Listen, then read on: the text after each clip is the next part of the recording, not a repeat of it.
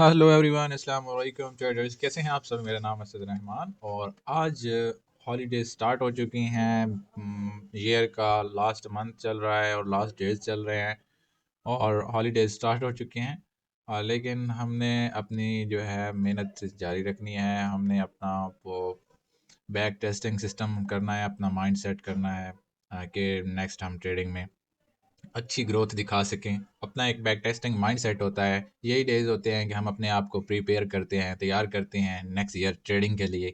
Whole year फिर trading ही करना होता है और यही डेज होते हैं जब मैं अपने स्ट्रैटेजी को अपग्रेड करता हूँ या अपनी स्ट्रैटेजी को मॉडिफाइड करता हूँ। इसमें देखता हूँ कि क्या चेंजिंग ले आनी है। अच्छे से अच्छी तरह कोशिश होती है कि हम इसको मैनेज करें और अच्छी विन रेशो मिले।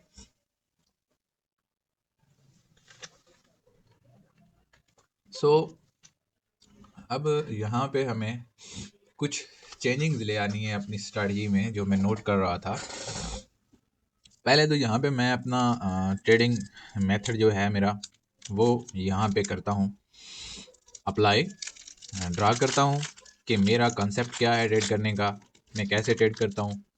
और एक बात और आज आप लोगों को बताता चलूँ, काफ़ी लोगों को ये कन्फ्यूजन होती है कि फ़लाँ स्ट्रैटेजी बहुत ज़्यादा वर्क करती है, फ़लाँ बहुत अच्छा वर्क करती है, ये स्ट्रैटेजी ठीक नहीं है, वो ठीक नहीं है। मेरे मुताबिक अगर मुझसे कोई पूछे तो सब स्ट्रैटेजीज वर्क करती हैं। कोई भी ऐसी स्ट्रैटेजी नहीं है जो वर्क ना करे। हाँ, उसका लॉजिकली बेस उसकी लॉजिकल होने चाहिए, मतलब उसके रूल्स लॉजिकल होने चाहिए। ये ऐसा ना हो कि वैसे कोई गैम्बलिंग सिस्टम ना हो। एक रूल बेस्ड स्ट्रैटेजी कोई भी हो वर्क करती है। उसमें आप लोग कैसे उसको मैनेज करते हैं, कैसे ट्रेड करते हैं, आप लोग risk reward, money management, trading psychology, ये चीज़ें आप लोग कैसे अप्लाई करते हैं, ये आप पे डिपेंड करता है। स्ट्रैटेजी कोई भी बुरी नहीं होती। स्ट्रैटेजी, हर स्ट्रैटेजी वर्क करती है। ये आप अपने माइंड में बिठा लें, क्लियर कर दें ये बात। यहाँ पे मैं अपना मॉडल ड्रा करता हूँ जो मैं ट्रेड करता रहा हूँ और अल्हम्दुलिल्लाह अच्छी प्रोग्रेस रही। मेरा मॉडल ये है कि प्राइस अपवर्ड साइड इस तरह कर जा रही है, फिर डाउन आई, फिर अप एक हाई लगाया, अगेन डाउन एक लो लगाया, अगेन एक हाई लगाया और यहाँ तक ऐसे मूव, ऐसा सेटअप, ऐसा मॉडल मैं फाइंड करता हूँ। उसके बाद यहाँ पे first breakout of market structure ये मैं ड्रा करता हूँ। यहाँ पे again breakout of market structure हुआ, ठीक हो गया। उसके बाद अब यहाँ पे जो फर्स्ट लो है इसका, इसको मैं लेता हूँ एज इंड्यूसमेंट। यहाँ पे मैं कभी भी बाय ट्रेड ओपन नहीं करता, क्योंकि मुझे मेरे नॉलेज के मुताबिक पता है कि यहाँ पे ट्रैपिंग सिस्टम है। ओवरऑल ये है ही लिक्विडिटी। यहाँ पे आप लोगों को कभी भी सक्सेसफुल रेशो नहीं मिल सकती ट्रेडिंग में। इस इंड्यूसमेंट के बाद या फिर इस लिक्विडिटी, इसको लिक्विडिटी कह दें आप, तो इस लिक्विडिटी ग्रैब के बाद फिर जाके आपको एक्सट्रीम पॉइंट ऑफ इंटरेस्ट से ट्रेड मिलेगी यहाँ से, या फिर इंस्टेंट पॉइंट ऑफ इंटरेस्ट से ट्रेड मिलेगी, जो कि इस इंड्यूसमेंट के नीचे आपको फाइंड करना होगा।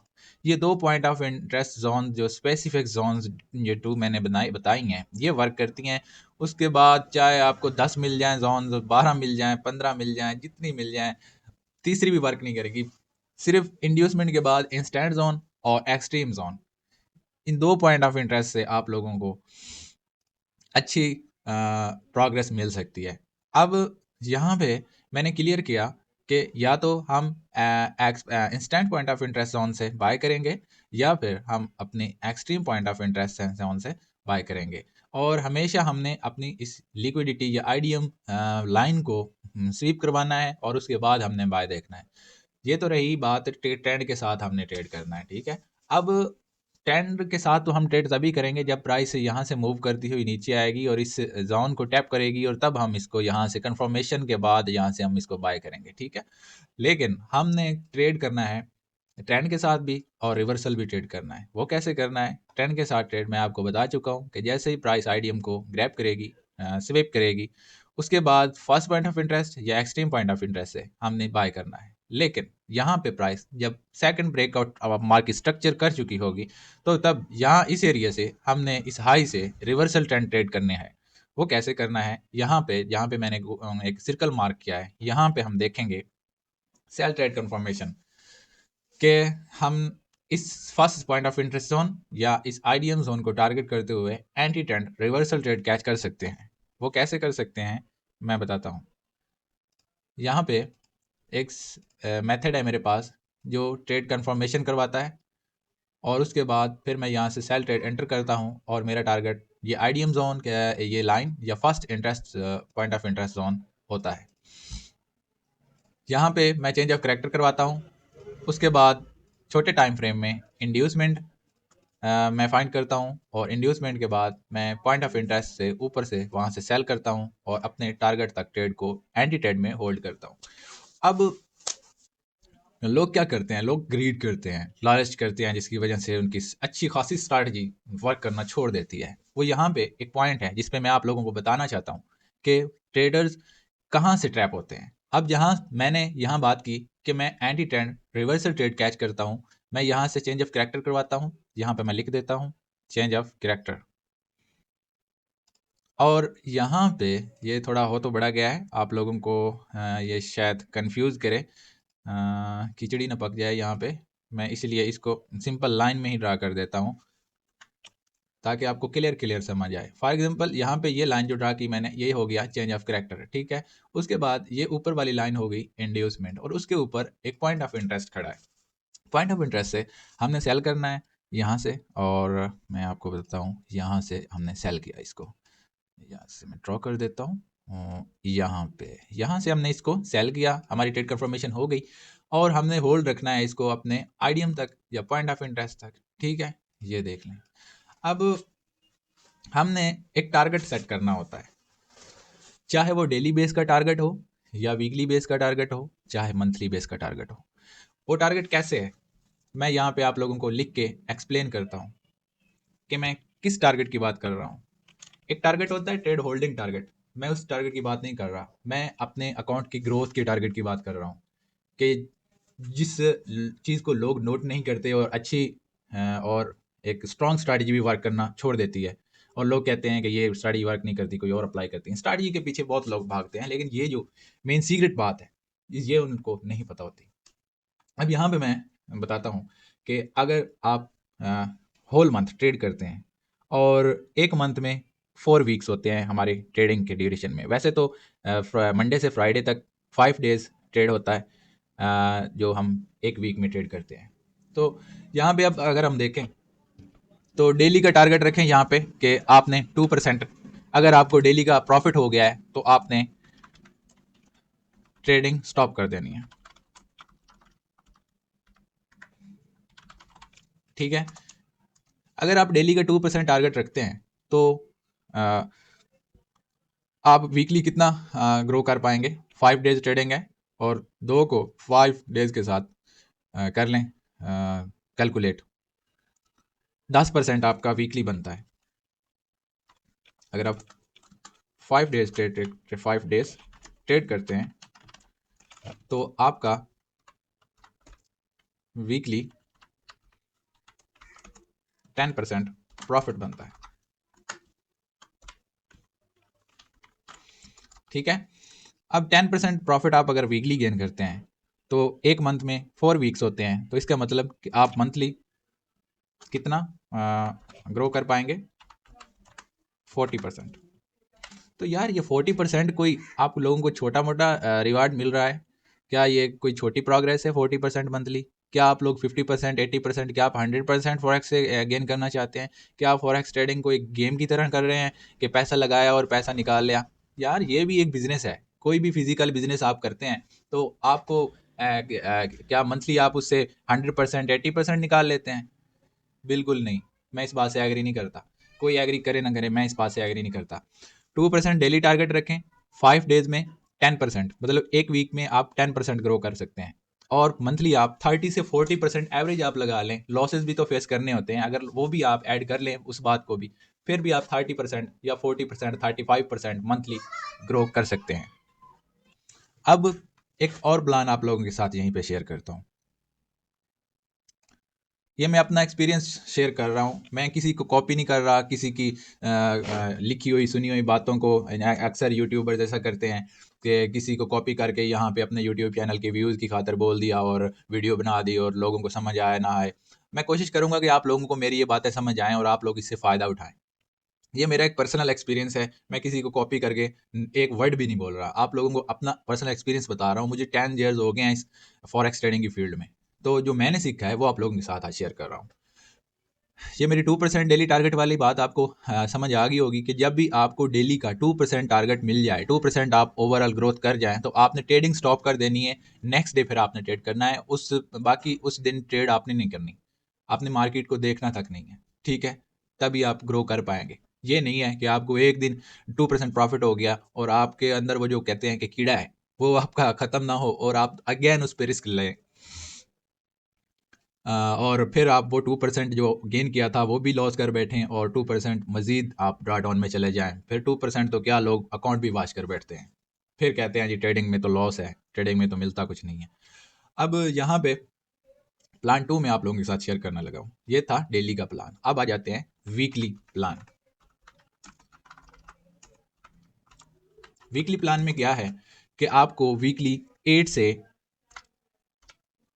10% तक का टारगेट रखना है। 8 से 10% का आप लोगों ने टारगेट रखना है कि आपको वीकली ओवरऑल 8 से 10% ग्रोथ चाहिए, ठीक है? 5% भी मिल जाए नो इश्यू, 6 मिल जाए, 7 मिल जाए, आप लोगों के लिए गेन करके वीकली ट्रेडिंग स्टॉप कर देनी है। चाहे वो आपको फर्स्ट 2 डेज में मिल जाए, 3 डेज या 4 डेज में मिल जाए, या पूरा वीक आप इस पर लगा दें, लेकिन जब आपको 8 से 10% प्रॉफिट हो जाए, आपने उस वीक ट्रेड नहीं करना, चाहे वो आपको फर्स्ट डे क्यों ना मिल जाए। आपने नेक्स्ट 4 डेज भी ट्रेड नहीं करनी है, आपने फिर नेक्स्ट वीक ट्रेड करनी है। ये होता है प्रॉफिट को बुक करके सेव कर लेना। फिर भी वही बात कि 8% या 10% अगर आप वीकली ग्रो करते हैं तो मंथली फिर भी आप लोग 35 या 30 से 40% तक इजीली ग्रो कर सकते हैं। एक बात आप लोग याद रखिए कि ट्रेडिंग करते हुए, चाहे वो एक डेली ट्रेडिंग की बात कर लें अगर हम, या फिर वीकली बेस पे अगर हम बात कर लें, तो ट्रेडिंग के इस ड्यूरेशन में, इस टाइम में, चाहे वो वीकली हो या डेली हो, आप लोग कोई भी स्ट्रैटेजी अप्लाई कर लें। आप लोग एक टाइम ऐसा आता है कि आप अच्छी ग्रोथ में अच्छा प्रॉफिट गेन कर चुके होते हैं, लेकिन आप लोग ट्रेडिंग स्टॉप नहीं करते। आप लोग मजीद ग्रीड करते हैं, लालच करते हैं, और अपने अकाउंट को मजीद ग्रो करने के चक्कर में वो जो प्रॉफिट गेन कर चुके होते हैं वो भी लॉस कर बैठते हैं और अपना अकाउंट भी वॉश कर बैठते हैं। वॉश नहीं तो मजीद ड्रा डाउन में तो आप आराम से चले जाते हैं। ये जो मैंने बातें की हैं इसको मजीद दोबारा आप सुनिएगा। एक दफ़ा आप लोगों को समझना है तो दोबारा रिपीट करके इस वीडियो को प्ले करिएगा। आप लोगों को मेरी बात ज़रूर समझ आएगी कि मैं क्या कहना चाहता हूँ। अपने प्रॉफिट को बुक करें, ये नहीं है, एक लिमिट रखें। एक लॉस की भी लिमिट होनी चाहिए, प्रॉफिट की भी लिमिट होनी चाहिए। अगर आप डेली 2% लॉस में हैं, 3% अगर आप लॉस में हैं, तो उस टाइम ट्रेडिंग छोड़ दें, स्टॉप कर दें ट्रेडिंग को। ये नहीं है कि मार्केट के साथ आपकी कोई जंग है, आपने फाइट करना है। आप फॉरेक्स ट्रेडिंग में, जो बंदा फॉरेक्स ट्रेडिंग को एज अ रिवेंज ट्रेड करेगा, बदला लेने की ट्राई करेगा, तो उल्टा वो और ड्रा डाउन में चला जाएगा। ये नहीं है कि आप गुस्से में आ जाएं कि आज तो रिकवर करके छोड़ना है, तो उस टाइम ये होता है कि रिकवर नहीं होता, अकाउंट वॉश होता है बस। सो ये मैंने आप लोगों के साथ मॉडल शेयर किया है, ये बहुत ही सिंपल और बहुत ही पावरफुल मॉडल है। आप लोगों ने इसको अप्लाई करना है, और ये जो मैंने प्लान शेयर किए हैं कि 2% वीकली प्रॉफिट आप लोगों ने अब गेन कर लिया, ट्रेडिंग स्टॉप कर देनी है। वीकली पे आ जाएं, वीकली अगर 10%, 8%, 7% तक आप लोग ग्रो कर चुके हैं, तब भी आपने ट्रेडिंग स्टॉप कर देनी है। इस तरह से नेक्स्ट वीक जब फ्रेश माइंड, फ्रेश एनालिसिस के साथ ट्रेड करेंगे, तो फिर आप लोग ज़रूर गेन करेंगे, और मंथली आप 30 से 40% प्रॉफिट जो है इस फॉरेक्स मार्केट से निकाल सकते हैं। अगर आप कहें कि मैंने सुबह बैठना है और शाम तक ट्रेड ही करना है, तो आप 1 साल नहीं 10 साल लगे रहें, आपको प्रॉफिट नहीं हो सकता। आप हमेशा लॉस ही करेंगे, अपना अकाउंट वॉश करेंगे, रिपोर्ट फिर री डिपॉजिट करेंगे दोबारा, फिर अकाउंट वॉश करेंगे, और ऐसे ही आप अपनी लाइफ बर्बाद करेंगे। इससे नहीं कहते कि वो रिसर्च के मुताबिक कि 90% ट्रेडर्स लॉस कर रहे हैं। उसकी वजह ये है कि उनकी ट्रेडिंग साइकोलॉजी, इनकी मनी मैनेजमेंट, उनका एक ट्रेड करने का जो तरीका है, वो ट्रेडिंग वे है, रूल्स को अप्लाई ना करना, ये सारी चीज़ें, ये सारी मिस्टेक्स करते हैं वो लोग, और ट्रेडिंग में लॉस कर बैठते हैं, और फिर कहते हैं कि ट्रेडिंग में तो प्रॉफिट ही नहीं है, ये कोई साजिश है, ये कोई गैम्बलिंग है, और लोगों को ट्रैप किया जा रहा है, ये किया जा रहा है, वो है, ये है। ये बस बातें हैं। लोग सीक्रेट्स नहीं जानते कि असल में जो मेन चीज़ है, जो हमने वो सीखनी होती है, वो लोगों को पता ही नहीं होता, नॉलेज ही नहीं होता इस चीज़ का कि कैसे मैनेजमेंट करके प्रॉफिट इसमें से निकाला जाता है। लोग समझते हैं ट्रेडिंग कोई गेम है, बस बाय का बटन दबाया, सेल का बटन दबाया और प्रॉफिट हो जाएगा और हम जो है और रातों रात करोड़पति अरबपति बन जाएंगे। ये जो ख्वाब देखने वाले लोग होते हैं ना, उनके ही अकाउंट्स वाश होते हैं। अच्छा, अब आते हैं इधर इस ट्रेडिंग मॉडल की तरफ। First breakout, again second breakout, और जब सेकंड ब्रेकआउट हो जाए तो उसका सेकंड ब्रेकआउट का जो लो होगा वो आपका इंड्यूसमेंट होगा, और उसके बाद उस सेकंड ब्रेकआउट के बाद जो फर्स्ट ब्रेकआउट की जो फर्स्ट स्विंग लेग है, यहाँ पे जो मैं कर्सर ड्रा कर रहा हूँ, उसके नीचे ही आपको इंस्टेंट पॉइंट ऑफ इंटरेस्ट मिलेगा। उसके नीचे जो फाइनल आपको एक्सट्रीम पॉइंट ऑफ इंटरेस्ट मिलेगा। आप लोगों ने करना क्या है, ये मार्क करके रख लेना है। आपने विद ट्रेंड यहाँ से ट्रेड कंफर्मेशन लेनी है, और ट्रेड रिवर्सल जो मूव है वो भी कैच करनी है कंफर्मेशन के साथ। अब छोटे टाइम फ्रेम में अगर आप D1 टाइम फ्रेम यूज कर रहे हैं तो आप H1 टाइम फ्रेम में जाएंगे और वहां से आप लोगों को चेंज ऑफ करेक्टर मिलेगा। उसके बाद again second breakout of market structure होगा, इंड्यूसमेंट मिलेगा, और ऊपर एक्सट्रीम या इंस्टेंट पॉइंट ऑफ इंटरेस्ट, जहां पे भी आप लोगों को इम्बैलेंस या फिर स्ट्रॉन्ग मूवमेंट वाली कैंडल नजर आएगी, वो आपका पॉइंट ऑफ इंटरेस्ट होगा, और वहां से आप स्मॉल स्टॉप लॉस के साथ इस ट्रेड को होल्ड कर सकते हैं और आप अपने टारगेट तक इसको लेके चल सकते हैं। एक और बात मैं आप लोगों के साथ शेयर कर दूं कि मेन चीज़ एक और भी है जो लोगों को नहीं पता होता और वो लोग लॉस कर बैठते हैं। वो क्या चीज़ है? वो है पर ट्रेड रिस्क रिवार्ड रेशो। पर trade risk reward ratio mean कि अगर यहाँ पे मैं लिख के आपको लोगों को समझाने की ट्राई करता हूँ, आप लोगों को समझ आ जाए कि 1:3 रिस्क रिवार्ड के साथ आप लोगों ने ट्रेड करना है।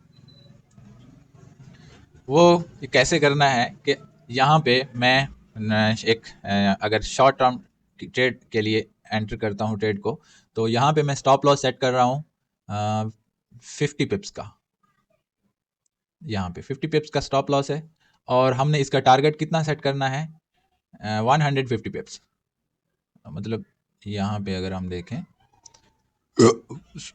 यहाँ पे रिस्क रिवार्ड आप लोगों को शो हो रहा है 3.0, मतलब मीन के 1.3 रिस्क रिवार्ड रेशो से आप लोगों ने ट्रेड करना है।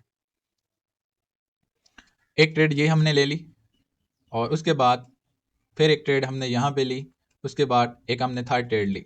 ठीक है, अब यहाँ पे स्टॉप लॉस, इसका 50 पिप, इसका 50 पिप स्टॉप लॉस, इसका 50 पिप स्टॉप लॉस, और 150 पिप्स के टारगेट हमने सेट किए हुए हैं।